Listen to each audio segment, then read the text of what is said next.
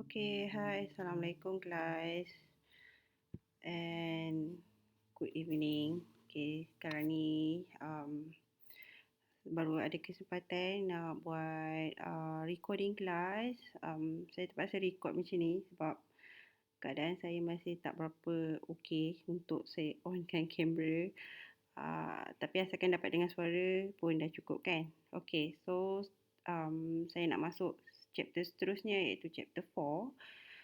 Okay, so dalam chapter 4 ni is about identifying attributes of strategic resources. Okay, so last chapter kita dah belajar pasal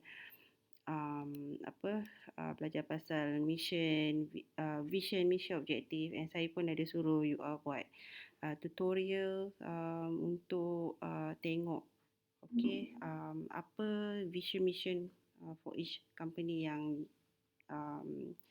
yang dah di-assign kan, kita ikut group.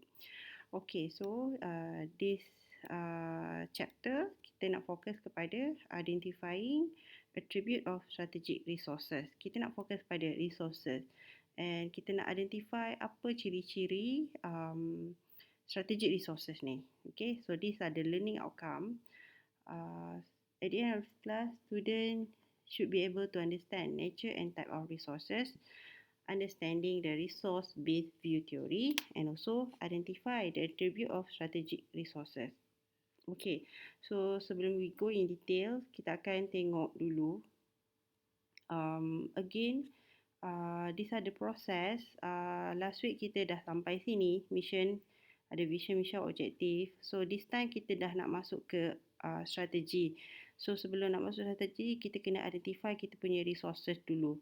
So kita kena tahu dulu resources tu apa and what do we mean by strategic resources. Okay, so that we can use that resources to plan for our strategy. Okay. Okay, so what is a resource? Okay, resource is anything that is useful, tangible or intangible. Okay, meaning to say resources can be tangible and also intangible and of course it must be useful for the company. Okay, another characteristic, semi-permanent or sticky, it adhere to the venture and the entrepreneur. Okay, maknanya resources ni tak semestinya permanent, ada juga yang semi-permanent, maknanya dia mungkin macam resources yang boleh kita panggil boleh disusut nilai. Okay.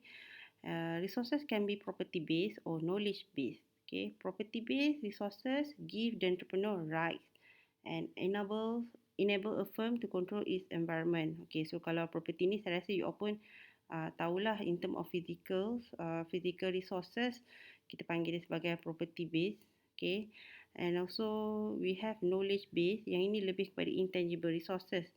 Okay, like talent or skill. Okay, knowledge based resources enable the firm to adapt to a changing environment. Okay, so these are the three type of resources. Saya rasa benda ni pun simple je, senang. Okay, kita ada financial resources, human resources, operating resources. Okay, so saya rasa at the surface pun kita boleh nampak dah. Okay, boleh bayangkan dah what kind of financial resources ni. Financial resources, sumber kewangan lah.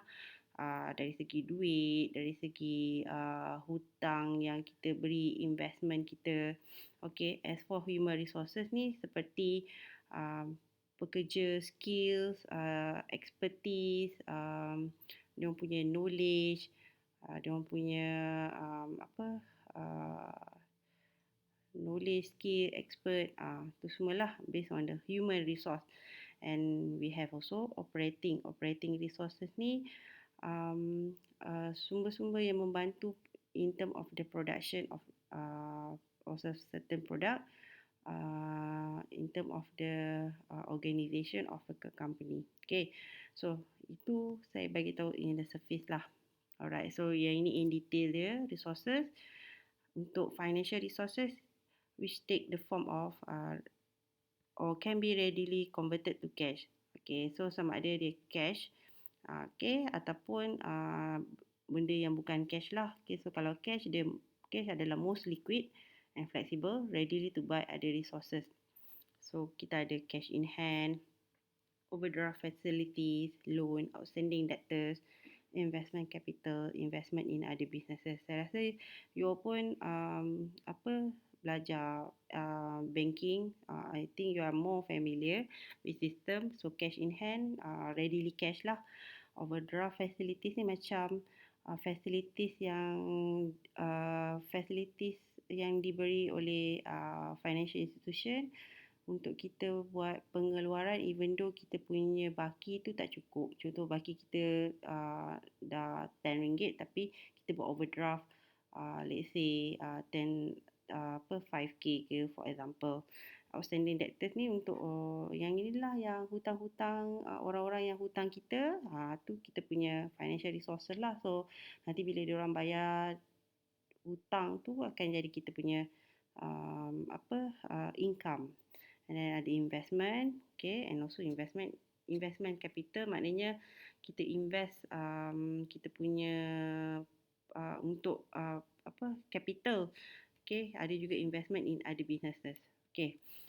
Then second one, kita ada operating resources, the facilities which allow people to do their job and are used by businesses to deliver their output to the marketplace. Okay, so kat sini macam saya cakap tadi, operating resources ni adalah resources yang kita gunakan to run our production, to run our business. Okay, for example, kita ada premises. Premises ni tempat kita company itulah premise. Sama ada kilang ataupun office, kita panggil dia sebagai premise. Motor vehicle, production machinery, raw material, storage facilities and office equipment. Okay. And then last sekali kita ada human resources, peoples and the efforts, knowledge, skills and insight they contribute to the success of the venture. Okay, so yang ni yang mahal ni kalau ikutkan lah. Okay, sebab yalah manusia kan sebagai ciptaan. Okay, jadi every human have their own specialty, ada dia punya keunikan, ada dia punya creativity dia, idea dia, dia punya direction dia, membuatkan teknologi itself pun tak boleh nak lawan robot pun, contoh for example. Jadi human resource ni adalah resources yang paling penting lah dekat dalam sesebuah organisation. So contohnya ada productive labor, ni pekerja ni lah, pekerja in term of the production. Kita ada technical expertise, provision of business services yang provide business service, okay, communication skills, strategic and also leadership skills. Okay, sebab human resources ni bukan setakat macam kita perlukan dia punya expertise, dia punya knowledge, tapi communication pun penting. Sebab kalau dalam sesebuah company tu dia punya communication dia macam tak smooth, benda tak jadi juga. Macam dalam sebuah company tu bos dia jenis yang macam expect. So bila expect more daripada staff, jadi dia tak communicate apa yang dia expect tu. Dia just macam okay, dia expect dalam fikiran dia. Dia expect staff akan siapkan report tanpa ada masalah. Tapi sebenarnya staff tak tahu pun nak buat report. Jadi ada masalah communication kat situ. Jadi kalau untuk company yang ada pekerja yang mampu communicate well, can communicate well and also they have strong leadership skill, ianya sangat membantu sesebuah company tu, okay, untuk direct the company to achieve their vision. Okay, so the combination of resources ni semua ni, combination of financial, human resources and also operating resources, okay,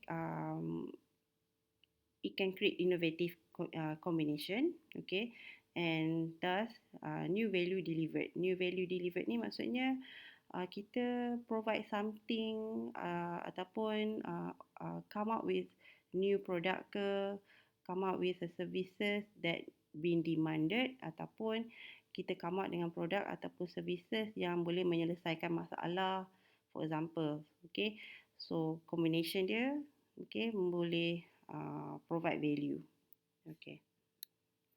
Okay, so second kita ada resource based view theory. Okay, ni pula teori. Tadi kita belajar pasal type of resources. Yang ini according to the theory. Teori apa? Teori resource based view. Resource based view, RBV theory.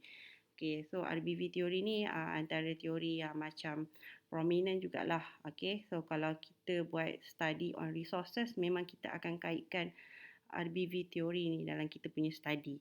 Okay, so apa RBV ni cakap? RBV theory, firm must assess, mobilize and deploy resources before they can generate strategic resources for firm growth.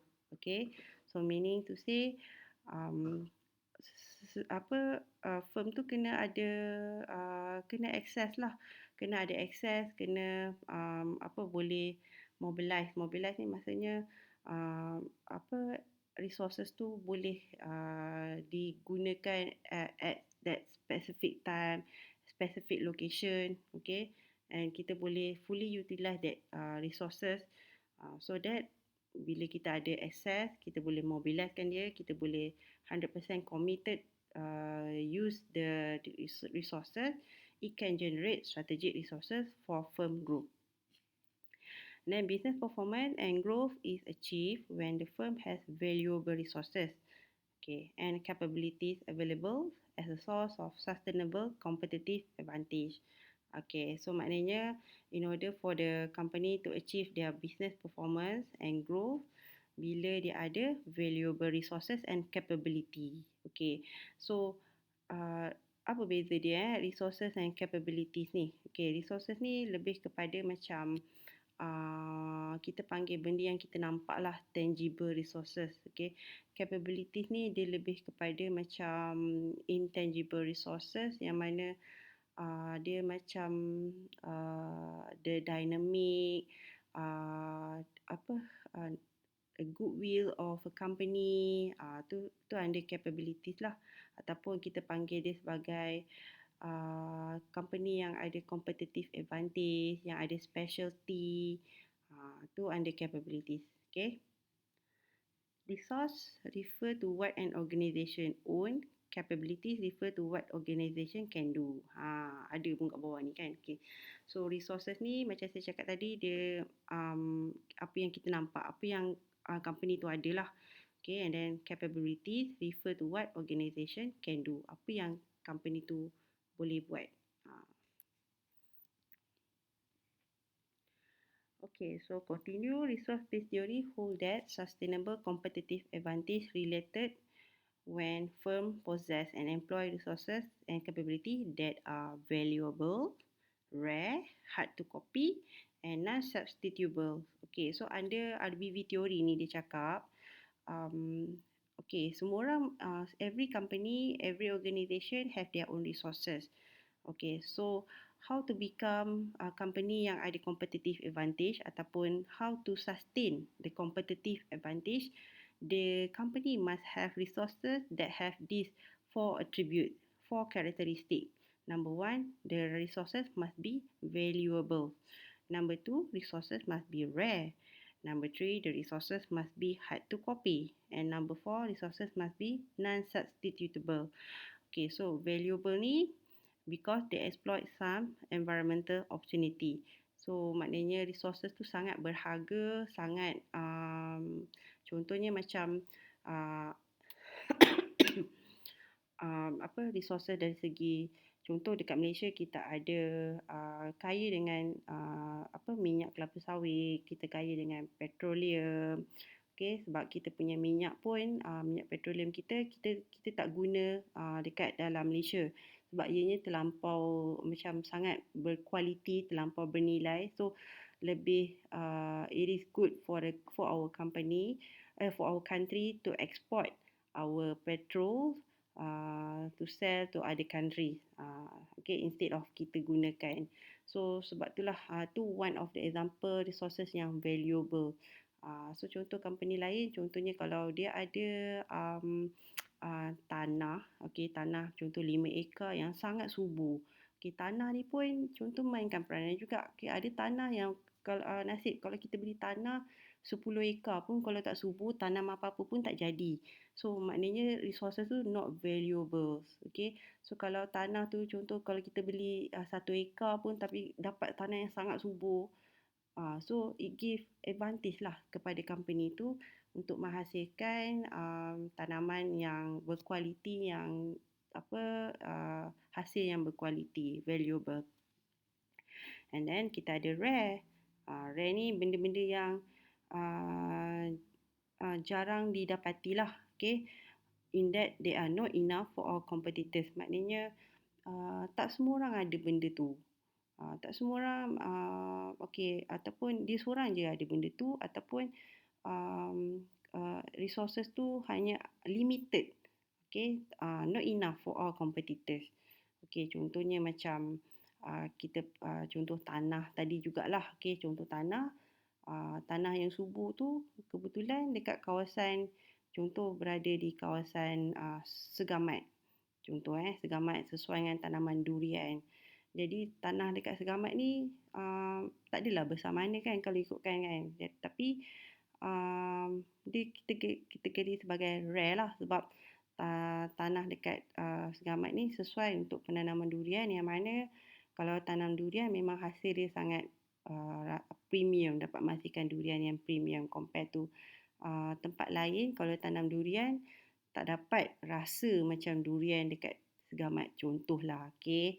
Sebab saya pun tak sure, sebab saya pun bukanlah makan durian, tapi apa yang saya dengar-dengar ramai peminat durian ni suka makan durian Segamat. Katanya macam saya tak tahulah nak describe tu kan. Tapi macam itulah. Tapi maknanya rare ni macam saya cakap lah. Okay, benda tu limited edition. Lebih kurang macam itulah, limited edition. Yang mana tak semua orang boleh dapat benda tu. Rare. Okay, in that they are not enough for all competitors. Yelah, kalau macam case saya bagi contoh tadi, tanah dekat Segamat. Okay, kalau semua pengusaha ataupun petani-petani yang tanam durian ni nak tanam kat Segamat, memang tak cukup lah. Sebab macam saya cakap, Segamat pun tak adalah besar mana kan. So tu kita kategorikan dia sebagai rare. Dan kita ada hard to copy. Okay, susah untuk competitors lain untuk duplicate resources tu. Contoh berbalik kepada tanah tadi juga. Okay, tanah tu memang sangat subur. Okay, so mungkin competitors lain macam tengok tanah tu subur kan, so dia pun macam nak try untuk jadikan tanah tu sebagai tanah yang lain lah. Nak try jadikan tanah diorang, tanah yang lain tu tanah yang subur macam tanah kita contohnya. Tapi tak boleh juga. Sebab tanah kita subur dia natural. Tanah kompetitor tu mungkin cara dia nak suburkan tu dia tambah lah additional chemical ke anything ke yang bukan natural. So itu kelebihan dia lah, hard to copy. Okay. And also non-substitutable, maknanya tak boleh diganti dengan mana-mana resources. Maknanya kalau contoh nak tanam pokok durian tu tadi, memang kena tanah Segamat juga contoh. Kalau tanam dengan tanah daripada Melaka ke, tanah daripada Kajang ke, tanah daripada Segambut ke, tak kena, tak jadi. Tu contoh untuk non-substitutable. Okay. Okay, so these are the details on what is strategic resources. Okay, strategic resources can create competitive advantage. Maknanya kalau sesebuah company tu ada memiliki strategic resources, dia boleh create competitive advantage kepada sesebuah company tu. Maknanya dia boleh stand up among the other competitors. Dia ada kelebihan dia berbanding orang lain. Okay, there is a distinction between strategic and non-strategic or common resources. Of course, memang ada perbezaan lah. Okay, di antara resources biasa dengan strategic resources. Sebab kalau resources biasa tu semua orang macam tanah. Okay, semua orang ada tanah. Okay. Tapi untuk strategic resources, tanah saya subur sesuai untuk tanam durian Musang King for example. So nak tanam Musang King ni memang dekat Segamat je contoh. Okay, ataupun kita ada harum manis dekat Malaysia kan. harum manis dekat Perlis. Hanya Perlis je ada yang pengeluar harum manis ni. Okay, mungkin kalau tanam harum manis dekat tempat lain dia tak jadi. Dia tak semanis harum manis dekat Perlis. Tu contoh strategic resources. Okay. Then not all capital resources and assets are strategically important. Okay, maknanya tak semua resources and assets are strategically important. Maknanya ada resources yang kita gunakan hanya untuk sumber biasa yang just to run our company. Dia bukanlah sumber yang sangat-sangat penting. Okay. Sebab strategik yang sumber yang sangat penting adalah seperti yang saya cakap tadi lah, strategic resources that can create competitive advantage for the company. And then necessary, okay, ni common resources lah, necessary for carrying out the firm's usual activities but provide no specific advantage. Ni sumber yang biasa, okay. Contohnya ordinary desk, chair and office furniture. Benda-benda common yang semua orang akan ada untuk set up company. Tapi some resources may prevent the formulation and implementation of valuable strategy due to their poor quality and imperfection. Okay, some resources may prevent the formulation and implementation of valuable strategy due to their. Okay, sebab ada juga resources yang juga akan mengakibatkan poor quality, okay, in the strategic resources. Okay, so more on the attribute of strategic resources. Dia sama juga macam tadi, okay, valuable, rare, hard to copy ataupun kita panggil dia imperfectly imitable and also non-substitutable. So nama lain ada juga study yang panggil VRIN, VRIN, okay, VRIN. So maknanya itu acronym lah untuk attribute of strategic resources. Okay, more on the strategic resources. Resources are valuable when they help the organization implement its strategy effectively and efficiently, which means that in a strengths, weaknesses, opportunity and threats in the firm's environment. Maknanya kita boleh gunakan valuable resources tu effectively and efficiently. Apa beza dia effective dengan efficient ni? Saya suka tanyalah. Kalau efektif ni maknanya kita doing the right things. Doing the right thing, effective. Efficient, doing the things right. Maknanya kalau efektif ni kita buat benda yang betul pada waktu yang betul, pada lokasi yang betul. Buat benda yang betul. Itu efektif. As for the efficient, doing the things right. Buat benda tu buat dengan betul-betul tanpa ada error, tanpa ada masalah. Pastikan dalam berjalan lancar. That is efficient. Okay. So, valuable resources ni membantulah company untuk implement strategi secara supaya kita boleh buat doing the right thing and doing the things right. Then when resources are able to bring value to the firm, they can be a source of competitive advantage. So kalau sumber tu, okay, resources yang kita ada tu mampu membagi value kepada company, memberi huge profit, okay, huge sales kepada company, then it can be a source of competitive advantage. Okay, valuable resource is useful for the ventures operation. Example, property. Okay, kita perlukan property, equipment, people and skills such as marketing, finance and accounting. Okay, skills ni ada macam-macam skills.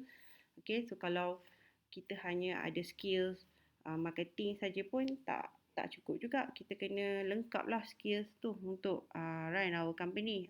Saya rasa you all pun dah banyak belajar dalam subjek entrepreneurship.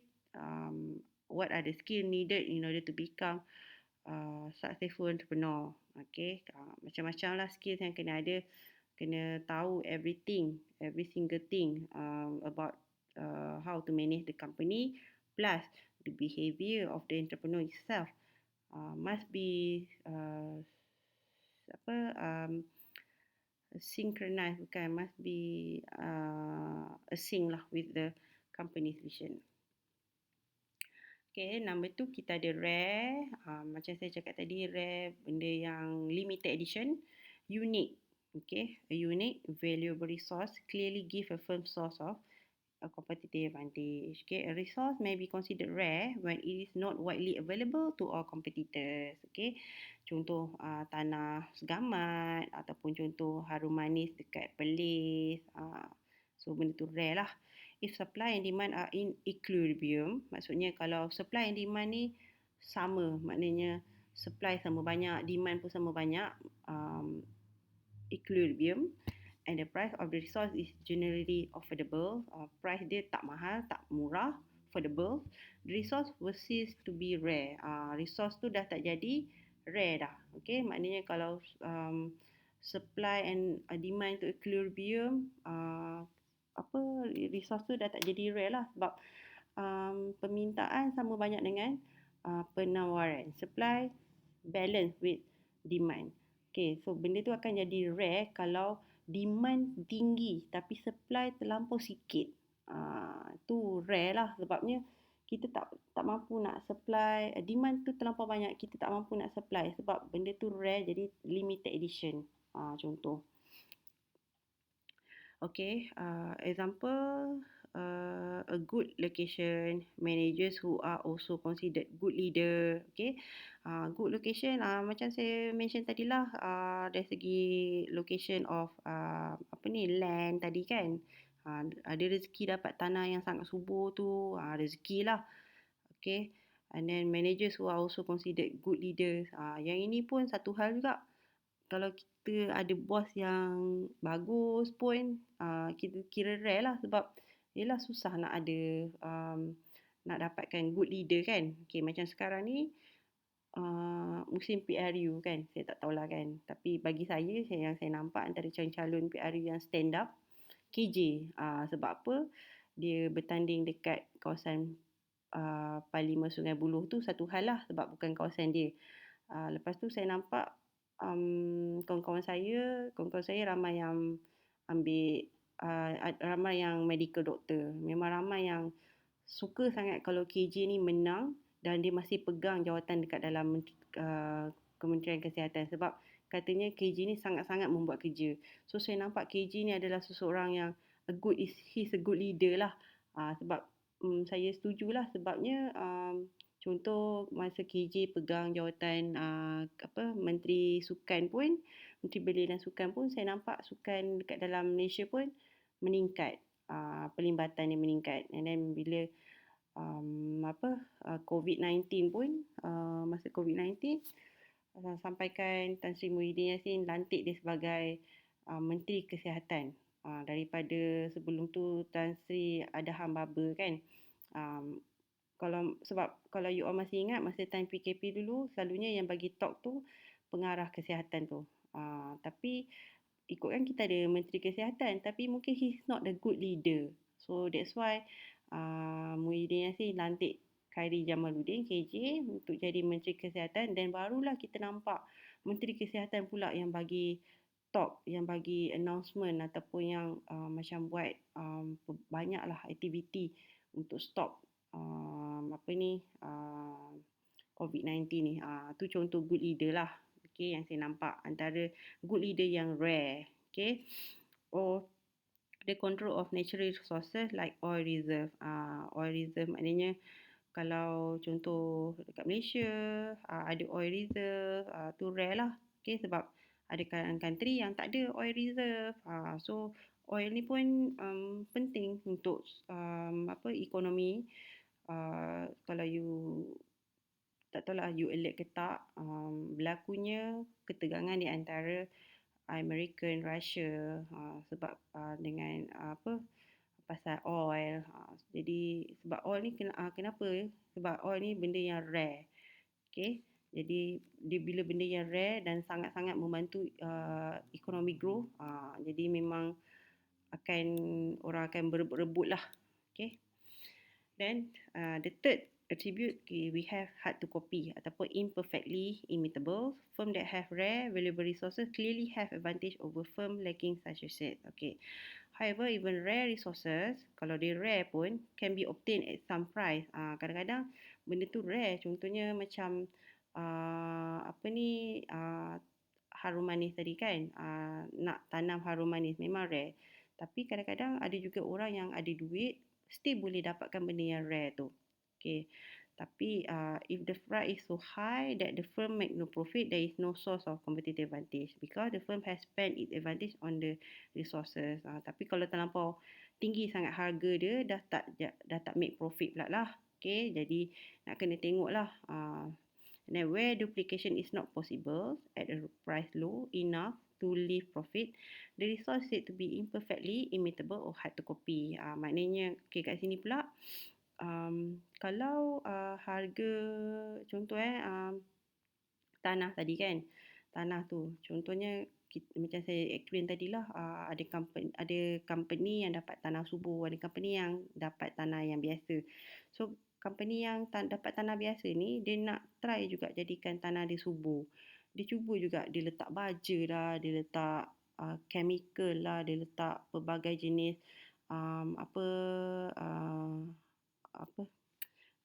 nutrien-nutrien lain, mineral lain kat dalam tanah tu. They spend a lot. Okay, so still tak dapat nak copy. Sebab maksud saya bukan tak dapat nak copy, maksudnya macam dia dah spend a lot, jadi bila dia dah spend a lot, dia dah banyak rugi lah kat situ, jadi tak jadilah strategic resources.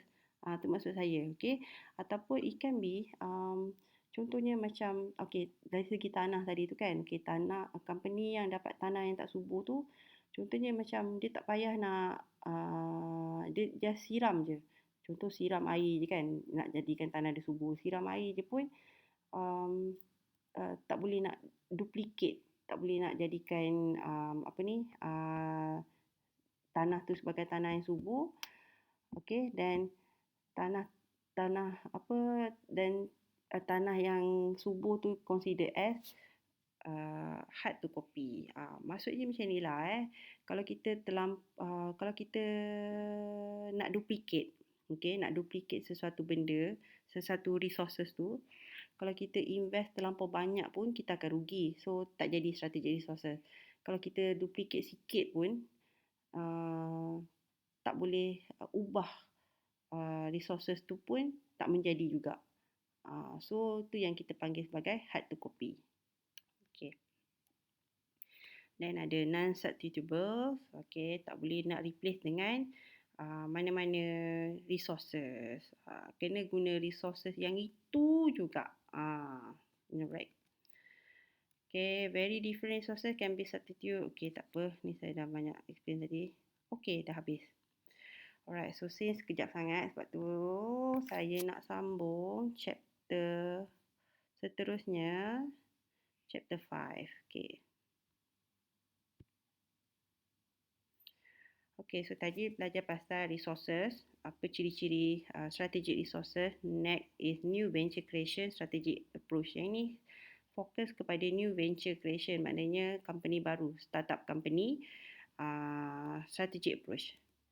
Okay, at the end of the class, students should be able to understand the key element of the business strategy of the entrepreneurial venture, recognize the strategy adopted, create a strategic vision for the new venture, learn how to create a code of ethics. Okay. So sekarang ni kita dah berada di peringkat ni. Strategi nak membawa ke polisi. Sebab nak buat polisi ni kena ada ethics. Okay. So, what is business strategy? Is the action an organization takes to pursue its business objective. Okay, strategy drive performance, and an effective strategy result in good performance. Okay, a basic distinction exists among the content of a business strategy, the strategy process that the business adopt to maintain that strategy, and the environmental context within the strategy must be made to work. So ada beza dia di antara content of the strategy, the process of the strategy, and also the context. Content of the strategy tu maksudnya content lah, okay. Dia punya macam mana dia nak tackle to become competitive ataupun to beat dia punya competitors, to stand up among the prominent company, and then strategy process tu the implementation dia. Okay, and then context dia maknanya dia nak target kepada siapa. Okay, so strategi content. Okay, strategi content involve with final product range. Okay, apa company tu akan come out at the end of the production. Okay, apa yang dia akan deliver kepada customer. Final product range lah kita panggil. And then customer itself. Siapa? Siapa yang akan gunakan produk tu? Dia target kepada siapa? Okay, and then advantage it seeks in the marketplace. Okay, apa kelebihan yang company tu nak capai daripada marketplace tu? Sama ada dia nakkan high sales ke, dia nakkan dia nak position dia punya company ni as exclusive ke. Okay, so these are the content in the strategy. So under final product range, okay, cover the type and range of product that the firm supply to its market. Okay, example, what type of product should the business offer? What should their features be? Ni fokus pada produk lah. Produk apa yang sesuai untuk kita settlekan problem tu. Produk apa yang sesuai untuk kita deliver kepada customer to get value, contohnya. Produk apa yang sesuai untuk PRU yang akan tiba tak lama lagi ni, contoh. Okay, so final product range. And then customer. Okay, kepada siapa? Define customer group and market segment that will be addressed by the firm. Siapalah kita punya target market, siapa kita nak jual kepada siapa, siapa yang akan gunakan produk tu. And then dari segi advantage, advantage apa yang kita nak cari dekat dalam marketplace ni adalah dari segi competitive approach ni, maksudnya cara kita nak beat competition lah. Okay, refer to the way in which the firm competes within its product market domain to sustain and develop its business in the face of competitive pressure. So macam mana kita nak compete against the existing competitors, ataupun macam mana kita nak make other competitors not able to come out the same product as our company. And then reflect the way in which the firm try to influence the customer to favor their offering. How should the product be priced relative to competitors? What distribution route will be used to get the product to the customer? Okay, so approach kita to beat the competition with other competitors. Decision about strategic content must be made in the light of an understanding of external condition and internal concern. Maknanya untuk company tu to design what are the strategy for the company, dia kena tengok external dan juga internal. Macam yang you dah belajar sebelum ni lah.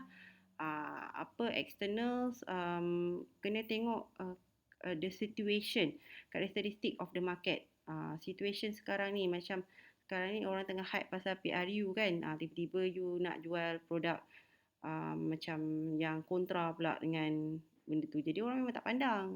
Kalau you relatekan produk you dengan politik ke, ataupun you relatekan produk you macam dengan suasana sekarang macam banjir ke, ataupun hujan ke, mungkin kenalah. Okay, maknanya kita kena relatekan dengan external, dan juga kita kena tengok internal kita ni able ke tak untuk run the strategi, kena ke tak strategi tu untuk capai kita punya mission dan juga goals. What are the resources that we have in order to pursue the strategy.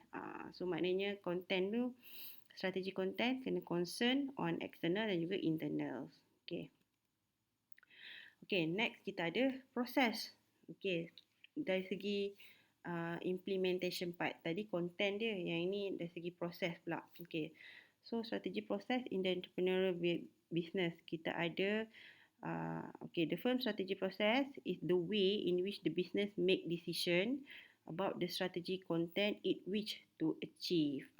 So cara proses tu maknanya cara company tu buat decision macam mana nak capai strategi yang dia dah strategize tadi lah. Okay, so kita ada existing strategy content. Okay, existing strategy content ni strategi yang dah sedia ada. Okay, desired strategy content ni pula strategi yang company tu aim to target lah. Okay, yang ini achieve yang setelah dicapai. Okay, so existing ni strategi yang sedia ada. Maksudnya uh, yang sekarang ni lah, yang strategi yang sekarang ni, current, yang desired strategy content ni in future. Next 10 years for example, yang ini achieve, yang kita dah capai sebelum ni for example. Okay, so existing pergi kepada desired, the way in which the decision about what the business wish to achieve is taken and communicated. Jadi daripada existing ni pergi kepada desired, company tu akan highlight lah, list down apa yang dia nak capai, apa yang dia nak achieve. Okay, communicated, kena list down lah. Communicated tu maksudnya kita kena keluarkan dia, kena list down kan dia. Okay, daripada desired pergi kepada achieve, kita kena control over delivering the defined strategy content. Maknanya bila dah sampai kita nak capai achieve ni, benda yang dah capai ni, desired ni kita kena control. Okay, so that sebab perjalanan dia macam mana? Sekejap, tunjukkan. Perjalanan dia nanti, bila kita dah implement, kita kena tengok dari segi performance dia.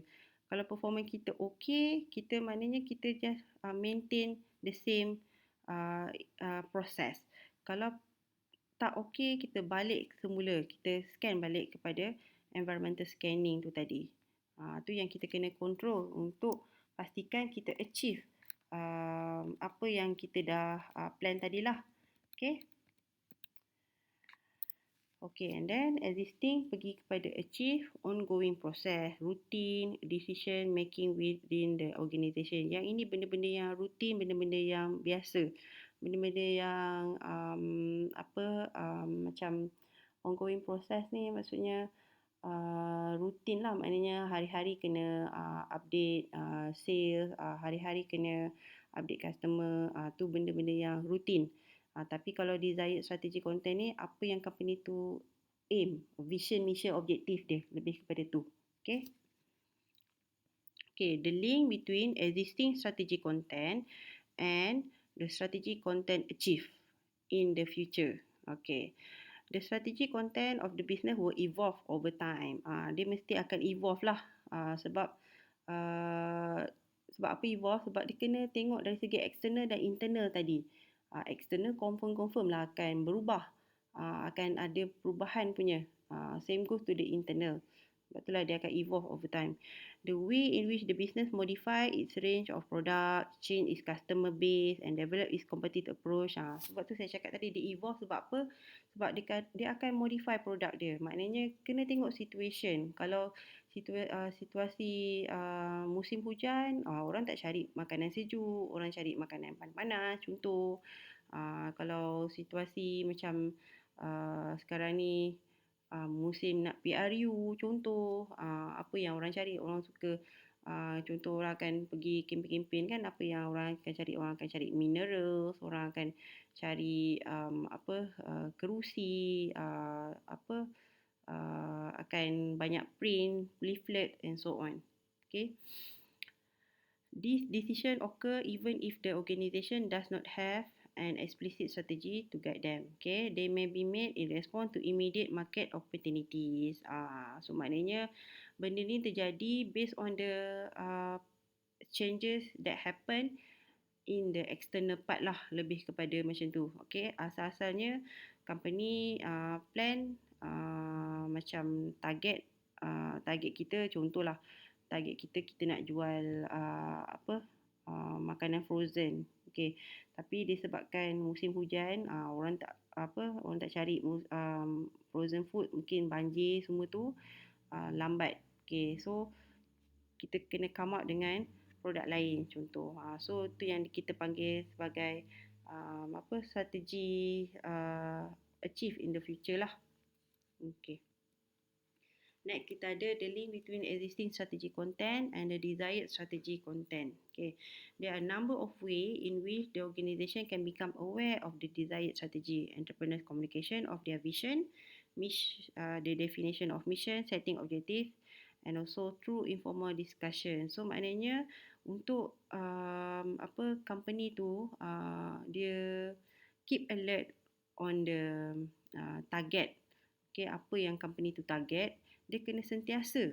Okay, entrepreneur tu kena sentiasa communicate vision dia. So kalau a good practice by company sebenarnya, dia kena setiap minggu dia akan ada roll call. Okay, dia akan panggil semua staff dia, dia akan mention again apa yang company tu target, apa yang company tu macam nak bagi reward kepada staff. Okay, kalau you still ingat lagi dekat dalam objektif ada objektif nak buat objektif ikut SMART, SMART kan. So R tu rewarding, kena mention reward apa nak bagi dekat customer untuk untuk customer pula, untuk staff in case kalau dia perform, sama ada dia perform dia treat customer well ataupun dia perform dari segi dia produce perform kerja dia smoothly ataupun dia berjaya untuk selesaikan masalah dekat dalam company.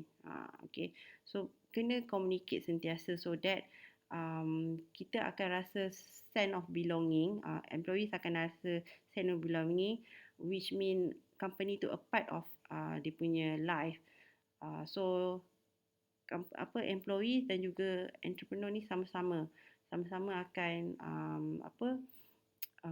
run the company to achieve their target, sebab nanti employees akan dapat dia punya reward, entrepreneur lagilah dapat target apa yang dia nak, dia dah visualize kan vision dia tu. Okay, so penting kena aware of the communication or the vision, mission, objective. Okay, and also selain daripada buat roll call tu melalui formal punya communication lah, tapi informal pun kita boleh mention juga kepada employees. And then the link between desired and also achieved. Okay, the link is manifest in the ability of entrepreneur to deliver the strategic content they desire for their organization. Okay, two things may limit this. May be both achievable given the market condition and the competitive forces present, and feasible in terms of the resources available to make the necessary investment. Okay, and then the degree of control the entrepreneur have over the organization. Okay, jadi benda ni kena macam kena aware. Okay, must be both achievable given the market condition and the competitive forces present. Maksudnya kena ada ikut keadaan, ikut condition of the market tu. Maknanya company tu kalau nak come out dengan produk memang kena ikut market condition. Okay, and also competitive forces, maksudnya in term of the competition tu, adakah kalau dia nak ikut trend, adakah dia dah tahap produk tu dah terlampau saturated sangat, dah semua orang come out dengan the same product, contoh inai. Sekarang ni dah banyak company yang come out dengan inai. Jadi is it still good for the company untuk run the strategy to produce the same product, for example. Okay, and then the degree of control the entrepreneur has over the organization. Maknanya kalau entrepreneur tu memang 100% control, dia boleh strategizekan dia punya company tu ikut vision mission dia tadilah. Okay, controlling strategy process. Okay, if the entrepreneur is to maintain control of the organisation and focus on the opportunity that is seek to upload, then they must control its strategy. Okay, kena control. So macam mana nak control tadi, macam saya dah tunjuk tadilah. Kalau tengok financial performance, kalau financial performance good, so they just maintain the same process. Kalau financial performance dia ada menunjukkan perubahan, decline in term of revenue or sales ataupun in term of profit especially, then they must take a corrective action back to the environmental scanning tadi tu lah. Okay, and then essential decision include decision relating to the development of the mission objective. Tengok balik mission objective tu, adakah kita terlampau generalize sangat ke, ataupun benda yang kita target tu terlampau tinggi sangat, terlampau high sangat untuk company yang baru 3 tahun berada di pasaran, for example. Okay, decision related to the development strategy, control resources, objective will be set, monitored. Okay, ni semua ni in term of the controlling lah. Okay, kena tengok balik. Alright, a well-defined strategy can help the venture. Okay, strategy encourage entrepreneur to, ini dia punya kelebihan lah. Okay, encourage entrepreneur to assess and articulate their vision. So dengan adanya strategi ni akan bantulah entrepreneur tu untuk capai dia punya vision dia. And then ensure auditing of the organisation and its environment. Kita akan ada audit sebab kita control. Bila kita control memang kita akan audit sama ada kita dah penat-penat strategi ni, adakah kita implement benda yang kita buat, yang kita dah rancang dalam strategi tadi. So kena ada audit lah. Then illuminates new possibilities and latitude. Kena tengok balik, to screen balik. So bila adanya strategi ni, kita akan tengok balik strategi tu kena ketak dengan current market condition. Okay, provide organizational focus, of course. Okay, guide the structuring of the organisation, of course. Dia akan guide lah. Okay, sebab kita ada strategi. So bila ada strategi, dia akan guided. Okay, act as a guide to decision making, of course. Okay, provide a starting point for the setting of objective and act as a common language for stakeholders. Okay.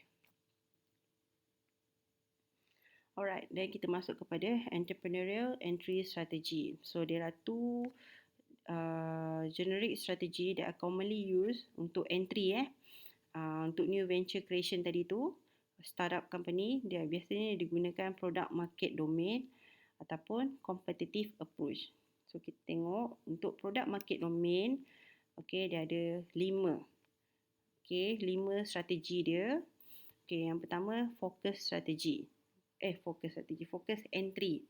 Okay, focus entry addressing a single well-defined product market domain. Okay, untuk company yang choose focus entry ni maknanya dia fokus untuk come out dengan single well-defined product. Maknanya dia cuba come out dengan produk yang very good quality, very good quality lah dari segi produk. Okay, untuk focus entry.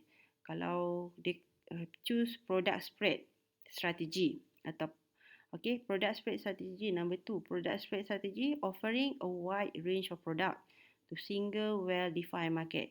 Yang ini bila dia masuk je ke dalam market, dia offer a wide range of product. Contoh wide range of product, produk kosmetik. Okay, so dalam kosmetik dia ada wide range of product.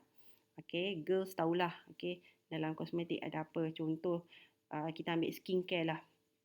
Okay, skincare kita ada cleanser, kita ada toner, kita ada moisturizer, kita ada apa tu nak panggil, oh my god, lupa dah.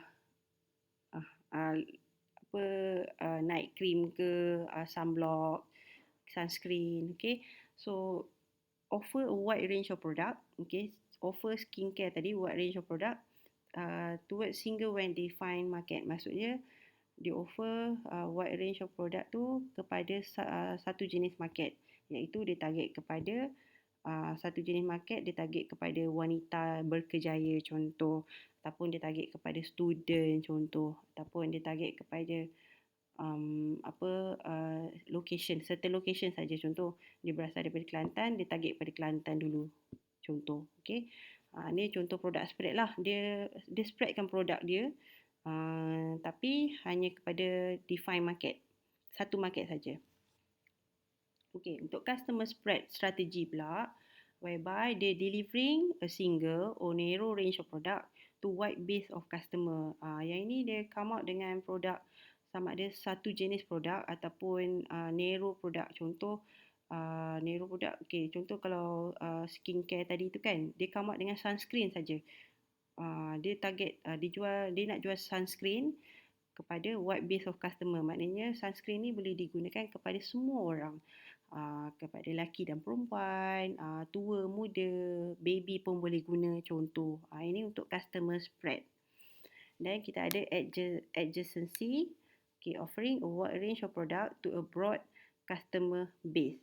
Yang ini dia lebih kurang macam product spread tapi dia broad customer base. Dia offer skincare, contoh a wide range of skincare, skincare yang lengkap daripada cleanser sampailah ke kenapalah saya lupa benda tu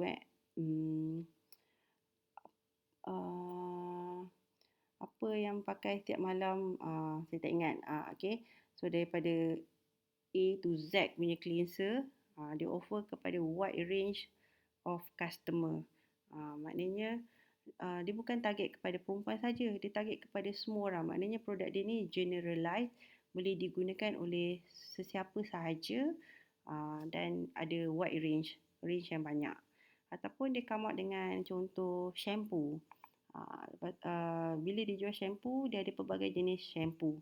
Ada shampoo untuk luruskan rambut, ada shampoo untuk rambut gatal, shampoo untuk kepala gatal, shampoo untuk yang hair color, and so on. Wide range of product, and then dia target kepada wide range of customer. Itu bawah adjacency. And then yang ini a scatter. Variety different product are offered to variety different customer. The segment are no adjacent.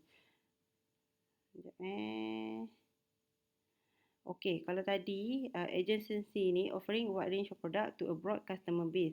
All product market segment are adjacent in that the characterizing features of each segment are continuous or can be related to each other.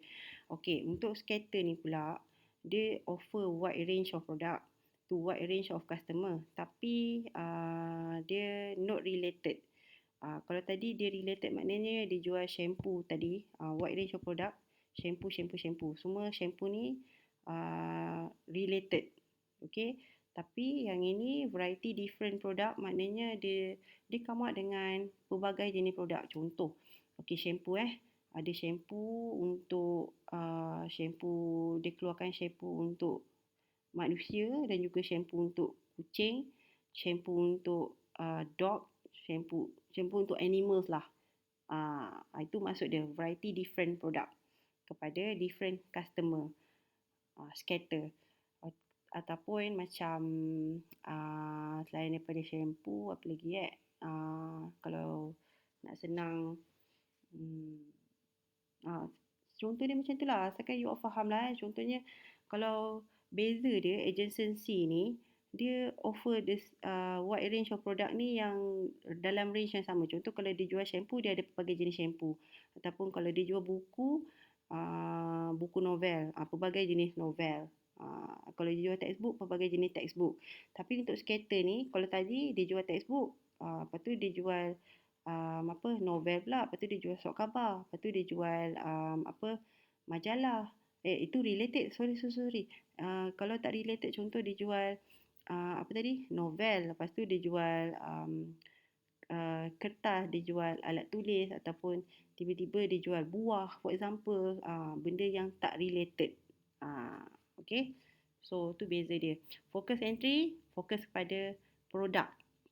Okay, dia fokus pada produk, dia nak hasilkan produk berkualiti. So dia target produk dia hanya produk yang kualiti lah.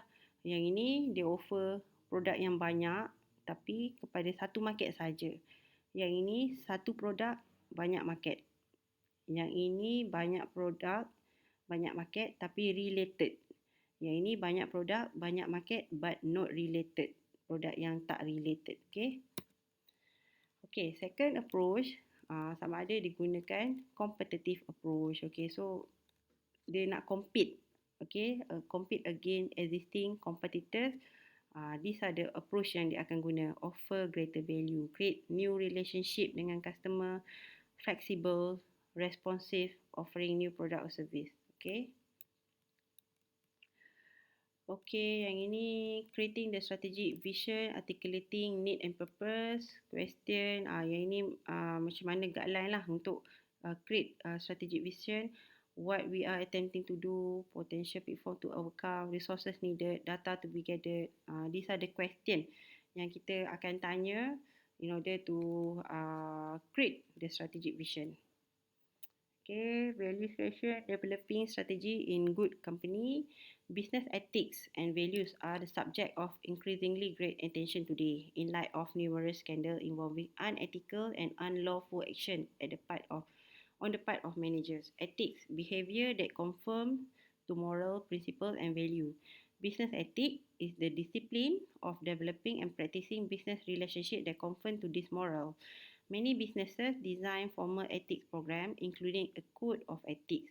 Okay, sebab apa Sebab sekarang ni ialah aim of the company of course to gain profit. So in order for them to gain profit, dia lakukan pelbagai cara to reduce cost.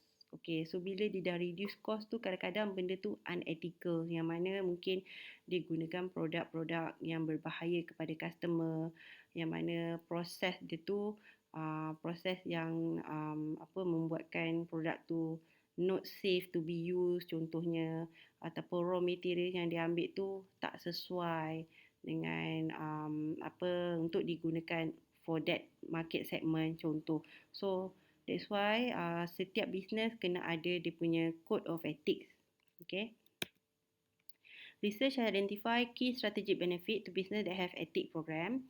Okay, it build employee loyalty, reducing hiring and training costs, reduce theft, drive sales and build customer loyalty, attract quality applicant with minimum investment in recruitment. Okay, these are the benefit lah when you have ethic program in the company.